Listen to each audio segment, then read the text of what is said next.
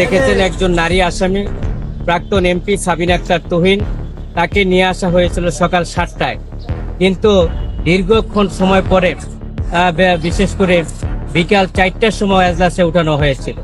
কিন্তু এর মধ্য দিয়ে অসুস্থতা হয়ে পড়েছিলেন সাবিনা আক্তার তুহিন এক্স এমপি, এবং উনিকে ডায়াবেটিসটা একবারে নীলে পরিণত হয়েছিলেন। যে কোনো সময় ওনার অঘটন ঘটনা করতে পারে, আমরা সে ব্যাপারে আদালতের দৃষ্টি আকর্ষণ করেছি। এবং পরবর্তীতে আদালতে আমরা দৃষ্টি আকর্ষণ করেছি এই বলে যে প্রাক্তন এমপি সাবিনা আক্তার তুহিন একজন নারী, আজকে 1 বছরের উপরে জেল হাজতে আছে। উনি মারাত্মক অসুস্থতায় ব্যবসা গরমে ওনার ডায়াবেটিসটা একবারে নীল হয়ে পড়েছিল এবং উনি সাথে সাথে এজলাসে পড়ে গিয়েছিলেন, এবং পরবর্তীতে ওনাকে আমরা ধরে তারপর বেঞ্চে বসানো হয়েছিল। এবং পরবর্তীতে আমরা যখন আদালতে পারমিশন চেয়েছিলাম, দৃষ্টি আকর্ষণ করেছি, তখন বিজ্ঞ আদালত বলেছিলেন তাকে চিকিৎসা করানোর জন্য, এবং সাথে সাথে ওনাকে নিচে নামানো হয়েছিল।